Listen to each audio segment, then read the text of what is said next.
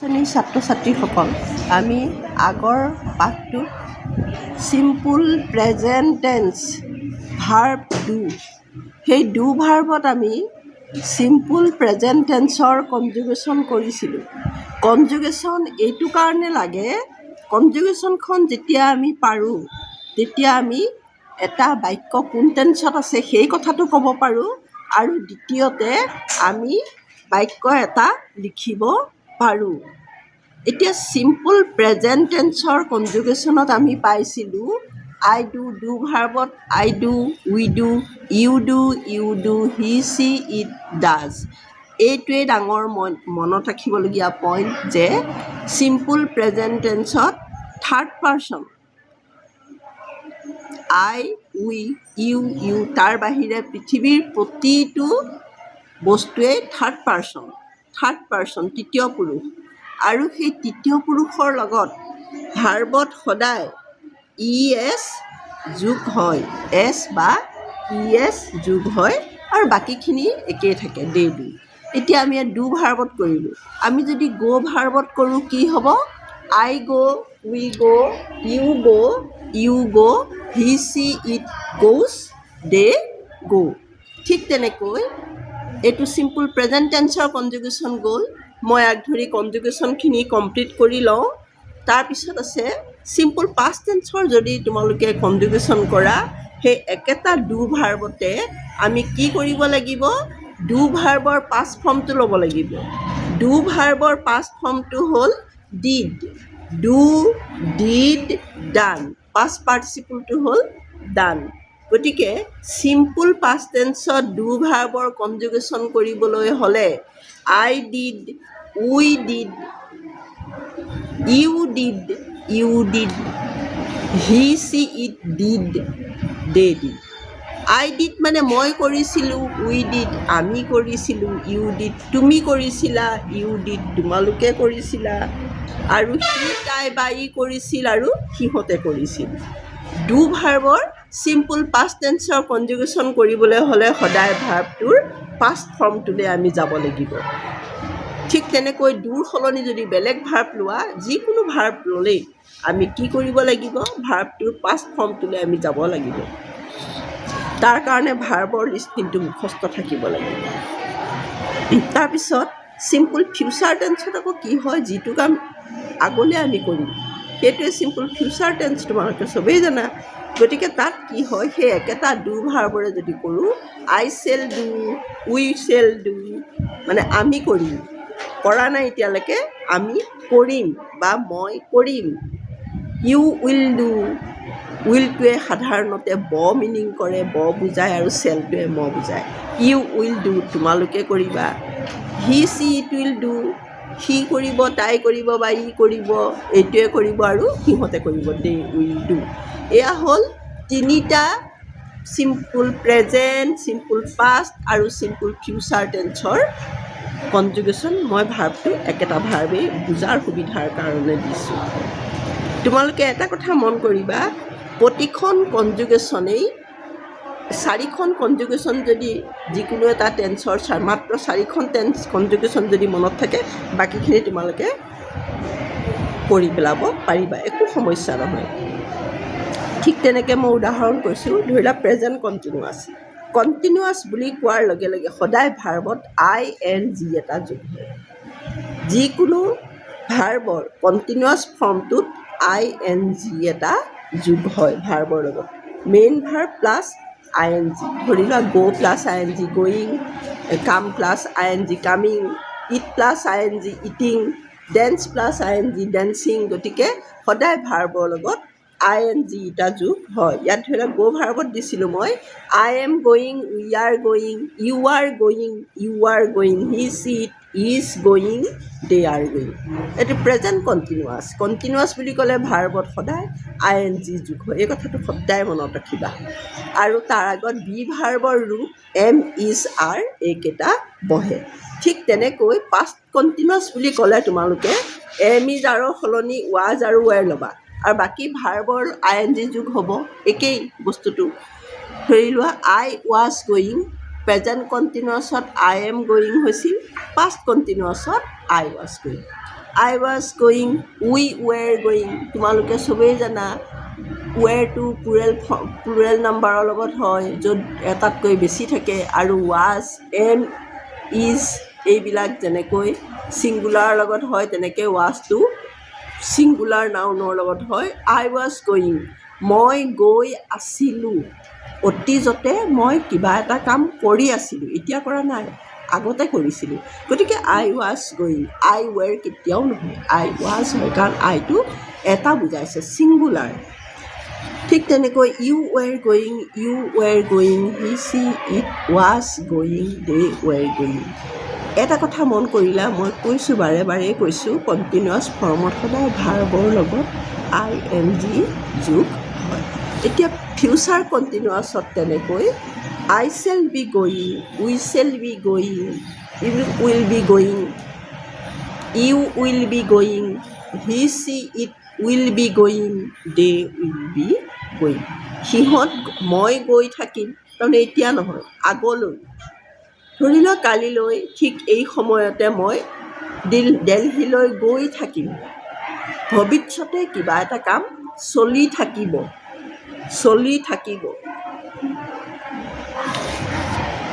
আমি গৈ থাকিম, তুমি গৈ থাকিবা, তোমালোক গৈ থাকিবা, এনেধৰণৰ অৰ্থ কৰিলে ফিউচাৰ কণ্টিনিউৱাছ হয়।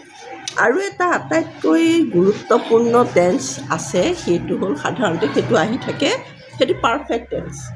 ধৰি লোৱা প্ৰেজেণ্ট পাৰফেক্টত কি হয়, ভাৰ্বটোত পাষ্ট পাৰ্টিচিপল ফৰ্মটো হয় গ', ৱেণ্ট, গান।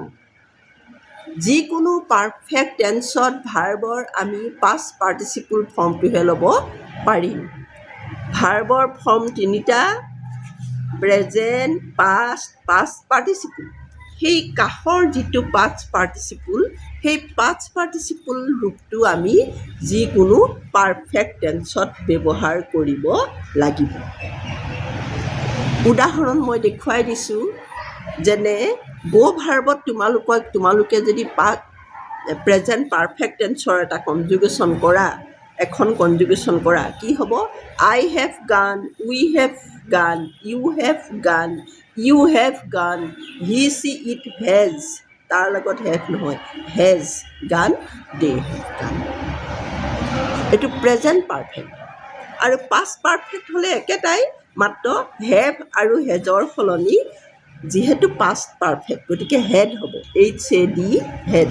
আই হেড গান, উই হেড গান, ইউ হেড গান, হি চি ইট হেড গান, দে হেড গান। এইটো পাষ্ট পাৰফেক্ট টেন্সৰ কনজুগেশ্যন। তাৰপিছত থাকিল ধৰি লোৱা ফিউচাৰ পাৰফেক্ট, সেই একেটাই।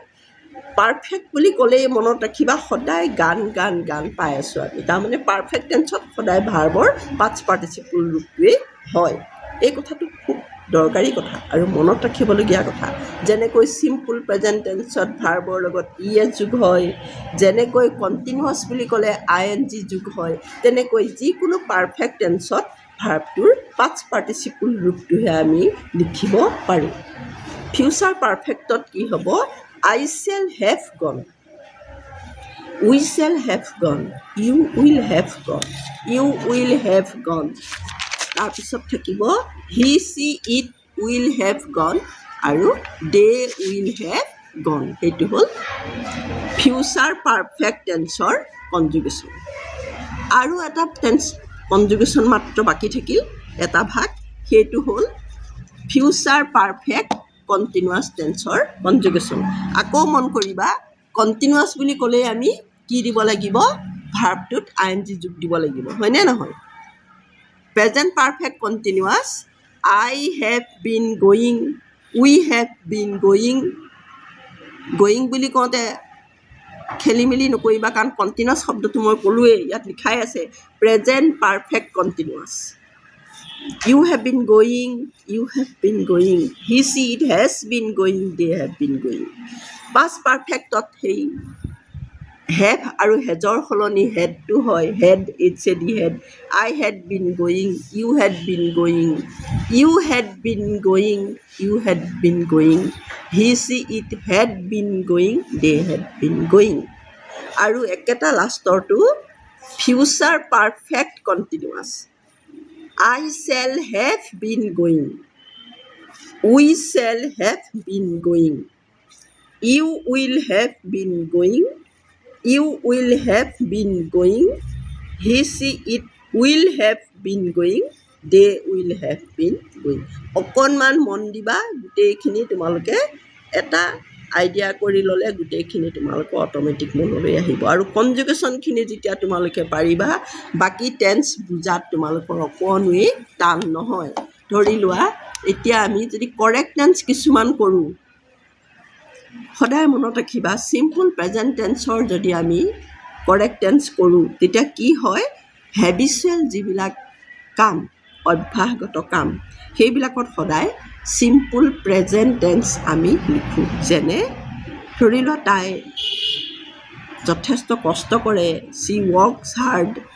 ধৰি লোৱা মিষ্টাৰ দাস সদায় ৰাতিপুৱা খোজকাঢ়ি ফুৰিবলৈ যায়। তেনেকুৱা বাক্যত mister Das goes for a walk every morning, প্ৰত্যেক ৰাতিপুৱা ফুৰিবলৈ যায়। এইবিলাকত হেবিচুৱেল একশ্যন বুলি যাক কোৱা হয় চিম্পুল প্ৰেজেণ্ট টেন্স হয়। আকৌ ধৰি লোৱা ইউনিভাৰ্চেল ট্ৰুথ। ইউনিভাৰ্চেল ট্ৰুথ মানে হ'ল চিৰন্তন সত্য বাক্য, যি বাক্য যিবিলাক কথা সদায় সঁচা। মানুহ সদায় মৰে, মৰি আহিছে, মানুহৰ জন্ম মৃত্যু এটা অপৰিহাৰ্য ঘটনা। আমাৰ লাইফ চাৰ্কুল বুলি কোৱা হয় তাক, জীৱন চক্ৰ। মৃত্যু এটা ইউনিভাৰ্চেল ট্ৰুথ, সাৰ্বজনীন সত্য। বেলি পূবফালে উদয় হয়, মৌৰ সোৱাদ মিঠা, এনেধৰণৰ বাক্যবিলাক সদায় চিম্পুল প্ৰেজেণ্ট টেন্সত হয়। যেনে মেন ইজ মৰ্টেল, আমি চবেই জানো হনি টেষ্ট চুইট, ইয়াত এছ এটা যোগ হ'ব। যিহেতু আমি ইতিমধ্যে পঢ়ি আহিছোঁ চিম্পুল প্ৰেজেণ্ট টেন্সত ভাৰ্বৰ লগত এছ বা ই এছ যোগ হয়। আৰু যিটো আমাৰ বৰ্তমান যিটো কাম কৰা যায়, যেনে চোৱা বৰষুণ দিছে, লুক ইট ৰেইনছ, চোৱা বৰষুণ দিছে, বা সি আহিছে, হিয়াৰ কামছ, হিয়াৰ হি কামছ, সি আহিছে। যিটো আমি ঠিক প্ৰেজেণ্ট মমেণ্টত কৰোঁ, বৰ্তমান সময়ত আমি যিটো কাম কৰোঁ, কৰি থকা নহয়, কৰোঁ, হয়নে? সেইটো প্ৰেজেণ্ট মমেণ্টক, সেইটোক একচুৱেল চিম্পুল প্ৰেজেণ্ট টেন্সত ব্যৱহাৰ হয়। প্ৰেজেণ্ট বৰ্তমান সময়ত কৰা প্ৰতিটো কামেই চিম্পুল প্ৰেজেণ্ট টেন্সত আমি লিখিব লাগে। আকৌ ধৰি লোৱা কিবা এটা কাম, তুমি কাইলৈ দেলহি যাবা, তোমালোক কাইলৈ দেলহি যাবা। দেলহি যোৱাৰ কামটো এটা পূৰ্ব নিৰ্ধাৰিত কাম। গতিকে তেনেকুৱা কাম যিটো নিয়াৰ ফিউচাৰ কয়, সেই নিয়াৰ ফিউচাৰৰ কামবিলাক সদায় চিম্পুল প্ৰেজেণ্ট টেন্সত হয়। যেনে they leave for Delhi next Monday, they will leave নহয়, they leave for Delhi next Monday, পিছৰ সপ্তাহত তাহাঁত দেলহিলৈ যাব। এইটো মানে এটা ফিক্স টাইম যাব। যিহেতু দেলহিলৈ যাওঁতে পটককৈ এখন বাছত উঠি নাযায়, সি ৰেল বা ফ্লাইটত যাব। গতিকে এইটো এটা পূৰ্ব নিৰ্ধাৰিত সময়সূচীমতে কৰা কাম, গতিকে এইটো চিম্পুল প্ৰেজেণ্ট টেন্সত হ'ব। বা দ্য স্কুল ৰিঅ'পেনছ অন ফ্ৰাইডে, শুকুৰবাৰৰ দিনাখন স্কুল খুলিব। এনেধৰণৰ বাক্যবিলাক সদায় চিম্পুল প্ৰেজেণ্ট টেন্সত বহে। আকৌ ধৰি লোৱা হিষ্টৰিকেল প্ৰেজেণ্ট। কিছুমান বাক্য ধৰি লোৱা মানে খুব এটা কমেণ্ট্ৰি দিয়াৰ দৰে কৰা হয়। ধৰি লোৱা দ্য কিং নাও ৰাছেছ আপ অন দ্য এনিমি, এতিয়া ৰজাই সৈন্যসকলৰ ফালে চোঁচালৈ গৈছে। এনেধৰণৰ যিবিলাক আমি কমেণ্ট্ৰি দিয়াৰ দৰে বাক্য কওঁ, সেইবিলাক বাক্য সদায় চিম্পুল প্ৰেজেণ্ট টেন্সত হয়। যেনে the messenger arrives with the victory news, দূতজন, ৰজাৰ দূতজন বা মেছেঞ্জাৰজন যুদ্ধ জয়ৰ বাতৰি লৈ আহি পালে বা আহিছে। এনেধৰণৰ যিবিলাক আমি কমেণ্ট্ৰি দিয়াৰ দৰে বাক্য কওঁ, সেইবিলাক সদায় চিম্পুল প্ৰেজেণ্ট টেন্সত হ'ব। আকৌ কিছুমান বাক্য আছে present indefinite in place of present perfect. কেতিয়াবা কিছুমান বাক্য প্ৰেজেণ্ট পাৰফেক্টৰ সলনি আমি চিম্পুল প্ৰেজেণ্ট টেন্সতে লিখিব পাৰোঁ। যেনে আই হিয়াৰ, অৰ্থাৎ আই হেভ হাৰ্ড, মই শুনিছোঁ বা মই জানিছোঁ যে ইউ হেভ বট এ কাৰ, তুমি এখন গাড়ী কিনিছা, এই কথাটো মই গম পাইছোঁ। এই কথাটো মই গম পাইছোঁ। ইউ হেভ বট এ কাৰ এইটো প্ৰেজেণ্ট পাৰফেক্টত আছে, কিন্তু তাৰ আগৰ যিটো আই হিয়াৰ সেইটো আমি চিম্পুল প্ৰেজেণ্টত লিখিব পাৰোঁ। এইটো আই হেভ হাৰ্ড বুলি নিলিখিলেও হয়। তেনেকৈ উই আণ্ডাৰষ্টেণ্ড বা ন' ইউ এৰাইভড অনলি য়েষ্টাৰডে, তুমি যোৱাকালি মাত্ৰ আহি পাইছা। আমি জানিছোঁ কথাটো যে তুমি মাত্ৰ যোৱাকালিহে আহি পাইছা। এনেধৰণৰ বাক্যবিলাক চিম্পুল ফিউচাৰ টেন্সত হয়। আৰু এটা আছে, আমি যেতিয়া মহৎ লোকৰ বান্ধ দিওঁ, ছাপ'জ শ্বেক্সপিয়াৰে কয় all that glitters is not gold. জকমকাই থকা বস্তু মানেই সোণ নহ'বও পাৰে, সকলো উজ্জ্বল বস্তুৱেই সোণ নহ'বও পাৰে। এনেধৰণৰ বাক্যবিলাক সদায় চিম্পুল প্ৰেজেণ্ট টেন্সত হয়। আৰু ধৰি লোৱা কিছুমান বাক্য আছে, সেই যেনেকৈ it is said in the Bible দাউ শ্বেল্ট নট ষ্টিল, যে সকলো বস্তুৱেই উজ্জ্বল বস্তু মাত্ৰেই সোণ নহয়। এনেধৰণৰ কথা, এইটো এটা উদ্ধৃতি বা এই কথাটো বাইবেলতো আছে।